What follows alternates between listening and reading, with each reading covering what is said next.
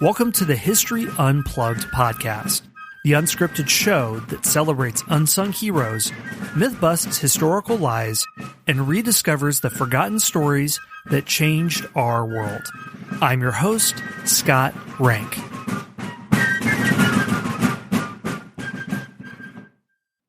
One of the most iconic people from the 20th century is Albert Einstein. He had his crazy hair, he's endlessly quotable, and he's recognized as one of the most iconic thinkers of all time. Now, if you know just a little bit about Einstein, I know that in 1905, he published a number of papers that basically laid the foundations of modern physics and completely changed views on space, time, mass, and energy. This was called the Annus Mirabilis Papers, from Latin, meaning extraordinary year.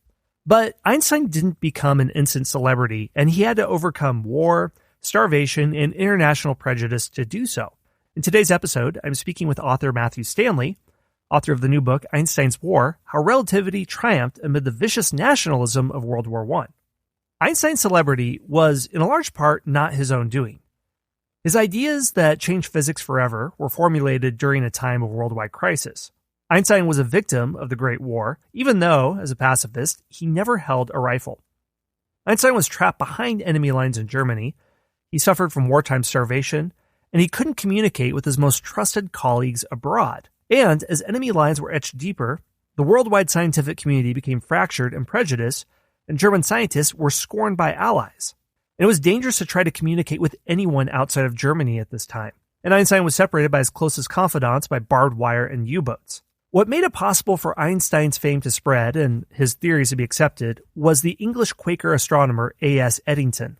Despite the fact that other scientists seeking to confirm Einstein's ideas were being arrested as spies, Eddington believed in Einstein and his theories and risked everything to prove them true.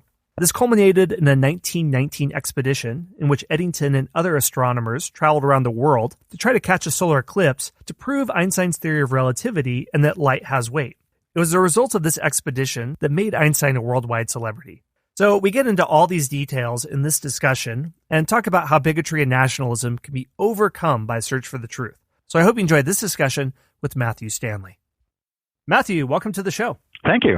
Here's something right off the bat I was surprised by when I looked at your book, and that's that by the time of the Great War from 1914 to 1918, Einstein wasn't still an international celebrity. And I don't know a lot about Einstein, but I do know about 1905. What Wikipedia told me is called the Annus Mirabilis, the extraordinary year, where he basically lays down the foundation for all of modern day physics on space, time, mass, and energy. So how is he not an international celebrity at this point in the Great War? Yeah, it's kind of a funny thing to think about. So the story of my book essentially picks up 10 years after his miracle year. So he publishes those papers in 1905 when he's still a patent clerk in Switzerland, so nobody knows who he is. But those papers catch the eye of Max Planck, who's probably the most important scientist in Germany at the time. So some of Einstein's work in 1905 is clearly important. So things like molecular theory, the start of what we call quantum physics today. But relativity is not one of those things. That is, Einstein really cares about relativity. Most other people don't. So Einstein does get a professorship soon after 1905, and everybody's interested in his work on quantum theory and molecular theory. So he doesn't really get to work on relativity very much. So if you're one of the handful of people interested in radioactivity and quantum phenomena between 1905 and 1915, you would know who Einstein was. So that's, a dozen people in Europe maybe. Right. But because he has Planck as a mentor and a supporter, Planck really feels deeply that Einstein has something super important to offer to the world. So he sets up Einstein with this great professorship in Berlin, where he can finally sit down and start thinking about relativity again. And before we get up to the Great War, something you mentioned was that he faced headwinds because his theory was on track to debunk Isaac Newton's concept of the universe. Mm-hmm. Why was this a problem for people? Is it the sunk cost that physicists had invested their careers in one model and were therefore resistant to something? And I can totally believe the pettiness in academia. So is this the type of thing that's going on? I think there's a lot of layers here. So one is, as you say, the sunk cost. That is, people had spent their entire careers studying Newtonian physics, learning how to use it, and there's not much reason to change that unless something really extraordinary comes along. It's because Newton's theory had passed sort of every test people had asked of it, right? It did so much that it wasn't obvious to people that an alternative was needed. Right. And then there's, social pressures, too, is you want to do the same things that your teachers did and that your colleagues do. And it's not always professionally wise to invest in a new system that will mess with your old one. Well, I have to give people holding on credit because I've heard the quote of academia that the fights are so petty because the stakes are so small. That's especially in the humanities, but the stakes actually matter here. So I'd like to give them credit there. Sorry, go ahead. No, I was going to say, and it's there's an important sense in which Newton's theory is still really good today, right? 100 years after Einstein, we use Newton's calculations to put rovers on Mars, right? We don't use Einstein's theory to calculate the motions of spacecraft, even though we think it's true in a way that Newton's is not. The calculations are so much easier with Newton that we just don't bother. Right. We just use the old system. I'm interested, the focus of your book during the Great War, when Einstein is cut off from the international scientific community. What does that look like to be cut off? Can academics not speak to each other? Is he marginalized for being a German? Is him being a Jew also have an influence on this? What does this look like? Well, it's kind of hard to imagine in our sort of intensely networked era today, but when Einstein was cut off from international communication, that meant he didn't know what scientists were doing in England or France or America. He literally could not get journals from those countries. And similarly, when he finishes his equations in 1915, he can't share it with anyone other than his friends in Berlin, with one important exception, which is his friends in the Netherlands, which was neutral during the war, so he was allowed for at least a brief time to be able to go back and forth. So when he would go to the Netherlands, then he could catch up verbally with his friends there who did have some access to goings-on in science in other countries. But that's the lifeblood of science, right, is passing scientific papers back and forth. And he was cut off from that. Well, the protagonist of your book is A.S. Eddington. So tell me about him. Where is he from? How does he connect with Einstein? And how does he play this role in helping to promulgate Einstein's theories? He's an interesting character. So he's an astronomer and an astrophysicist. He studies the inside of stars, how energy is produced in stars and things. But important for our story is that he's a Quaker, and it might not be obvious why that's important, but what that meant was he was a pacifist. So unlike most of his colleagues in England, he did not support the war, and he was really interested in maintaining science as an international thing, that is, he wanted to demonstrate how science could rise above kind of petty nationalism. So he gets brought into the story not because he knows Einstein, he's never met him before, and maybe he's only heard of him once, but rather Eddington and Einstein have a mutual friend in the Netherlands, a guy named Willem de Sitter. And de Sitter decides, after one of Einstein's visits, to try and spread the word of relativity up to England. So he sends a letter. Eddington is the one who opens it. And Einstein's really, really lucky that Eddington is the one who opens this letter, because there's virtually no one in the country who's willing to think about German science except for this strange pacifist. And I'm curious, just in terms of how communication actually works at this time period, that letters could be sent across enemy lines. Now, in my imagination, I know this is an oversimplification. I just imagine Germany completely surrounded by heavily dug-in trenches and barbed wire and machine guns, which it's not that simple. But what's communication like at this time across enemy lines? Well, it's extremely limited, is the answer. So at this time, speedy communication is done by telegraph. So there was actually, before the war, there was actually this whole system set up for kind of rapid distribution of scientific results via telegraph.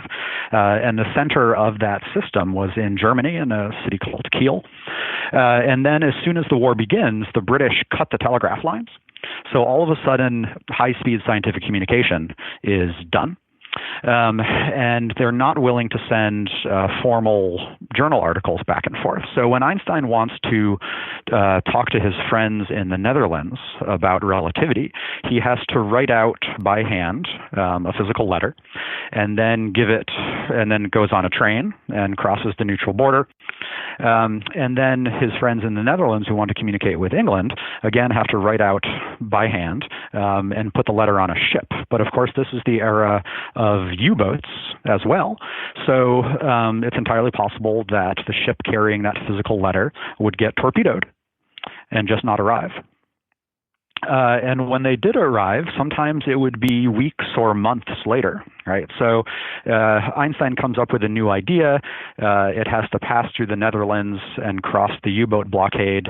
It might be, like I said, it might be months before anyone hears about it.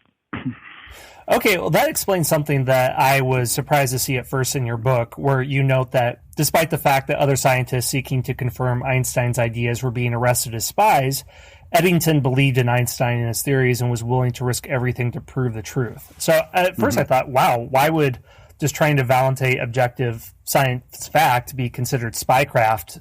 But was it the transmission of this information that made government authorities suspecting what was going on?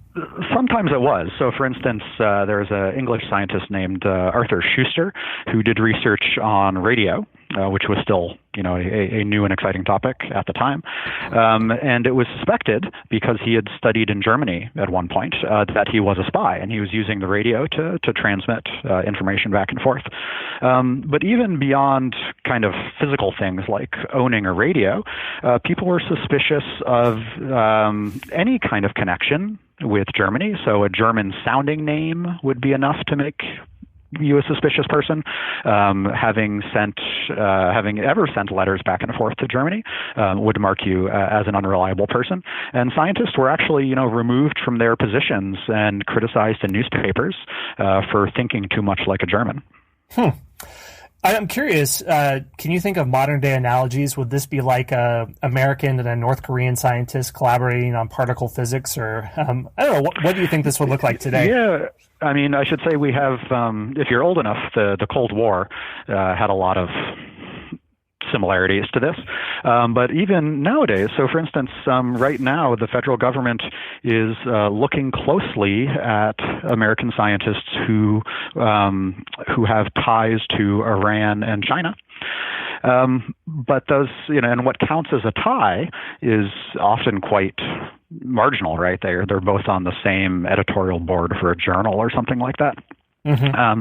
So even today, we have this sort of suspicion that an American scientist isn't really reliable if they're too close to the folks that the government designates as enemies. So how does Eddington promulgate Einstein's ideas? Does he mention it in journals? Is he reprinting the articles? What does that look like? Well, so he's got a lot of work to do, is the short answer. So there's essentially nothing written about relativity in English. So the first thing he has to do is learn the theory himself, which is really hard to do unless you can talk to someone who already knows the theory, but he can't do that. And he doesn't even have access to Einstein's papers. He just has kind of the word that was passed on to him by their friends in the Netherlands. So it takes him about a year to understand the theory well enough to do anything with it. And then he publishes in scientific journals, and he gives presentations at scientific conferences and such. But more important is he kind of targets the public with this too. So he starts giving popular lectures and writes a short book kind of introducing people to relativity, because he doesn't just want to convince scientists that relativity is true. He wants to persuade the community as a whole, the nation as a whole, that science should be an international thing, and that war is just causing these deep wounds to intellectual life. What was his reception like? I could imagine angry people storming his public meetings saying, "You're collaborating with the Germans," or what was that like for him? As far as I know, no one stormed his meetings, but there were definitely vicious public attacks in print from